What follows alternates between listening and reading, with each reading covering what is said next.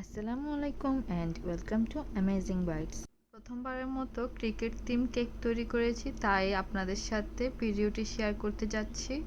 এই তো প্রথমেই আমি কেকটিকে ক্রাম কোট করে সাইডে ফিনিশিং দিয়ে এবং উপরে হালকা একটু ফিনিশিং দিয়ে আমি কেকটিকে সেট করে নিয়েছিলাম। এরপর আমি চারপাশে কাগজ বিছিয়ে দিয়ে খেলার মাঠের যে অংশটি সেটি তৈরি করে নিয়েছি। মাঝখানের যে কালারটি এনেছি এটি আমি চকলেট ইমালশন দিয়ে নিয়ে এসেছিলাম। এরপর পুরো মাঠের ডেকোরেশনটা আমি গ্রাস নজল দিয়ে করেছি, আর কালারটা আমি শুধুমাত্র গ্রিন কালার দিয়ে নিয়ে এসেছিলাম। গ্রিন কালারটা আমি এখানে অয়েল বেসড গ্রিন কালার যেটা পাওয়া যায় ওইটাই ইউজ করেছিলাম, আর এই গ্রাস নজল দিয়ে আমি পুরো কেকটিকে কাভার করে দিচ্ছিলাম। তাই আমি এই কেকের উপরে অত একটা ফিনিশিং দেইনি, যেহেতু উপরে পুরোটাই ক্রিমের ডেকোরেশন হবে। এরপর আমি সবগুলো জায়গা আমি এই গ্রাস নজল দিয়ে ফিল করে দিচ্ছিলাম।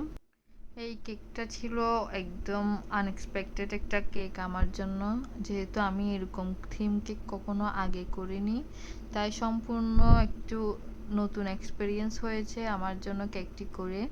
এরপরে আমি সবগুলো জায়গা এরকম করে ফিল করে দিচ্ছিলাম। আর গ্রাস নজল দিয়ে কাজ করা কিন্তু অনেক বেশি টাফ, কারণ গ্রাস নজল দিয়ে যেহেতু বারবার প্রেস করে করে ক্রিমগুলো বের করতে হয়, এতে করে অনেক সময় পাইপিং ব্যাগগুলো ফেটে যায় আর ক্রিমগুলো বের হয়ে আসে।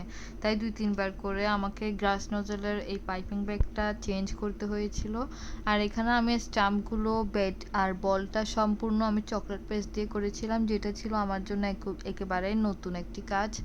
চকলেট পেস্টের কাজ আমি আগে কখনো করিনি, তাই আমি এই টপারগুলো অত একটা পারফেক্টলি করতে পারিনি, বাট আমি চেষ্টা করেছি যতটুকু সম্ভব সুন্দর করে করার জন্য।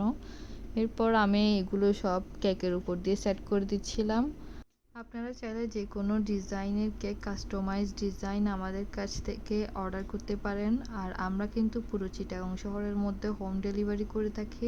আর অর্ডারের আগে অবশ্যই আপনারা কিন্তু আপনাদের অ্যাড্রেসটা মেনশন করে দিবেন, যেহেতু আমরা শুধু চিটাগংয়ের মধ্যেই হোম ডেলিভারি করে থাকি, তাই চিটাগংয়ের বাইরে কিন্তু কেক দেওয়া আমাদের জন্য পসিবল না।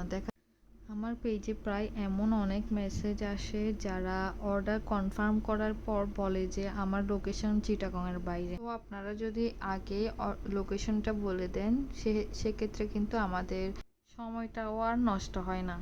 এরপর এখানে কেকের উপর কিছু লেখা ছিল যেগুলো আমি চকলেট দিয়ে করে নিয়েছিলাম, আর এগুলো আমি কেকের উপর একটা একটা করে বসিয়ে দিচ্ছিলাম। এরপর এখানে একটা তারিখ ছিল, ওইটাও আমি চকলেট দিয়ে তৈরি করে এখানে বসিয়ে দিচ্ছিলাম। আর এই তো আমার কেকটা পুরো কমপ্লিট হয়ে গিয়েছে। আর কেকের নিচে আমি একটি সবুজ কালারের ক্রিম দিয়ে বর্ডার করে দিয়েছিলাম, আর বর্ডারগুলো দিলে কিন্তু কেকটা দেখতে অনেক বেশি সুন্দর লাগে, তাই আমি প্রতিটা কেকেই চেষ্টা করি বর্ডার দিতে। এইটা ছিল আমার কেকের ফাইনাল লুক। আপনাদের কাছে কেমন লেগেছে অবশ্যই কমেন্ট করে জানাবেন। আল্লাহ হাফেজ সবাইকে।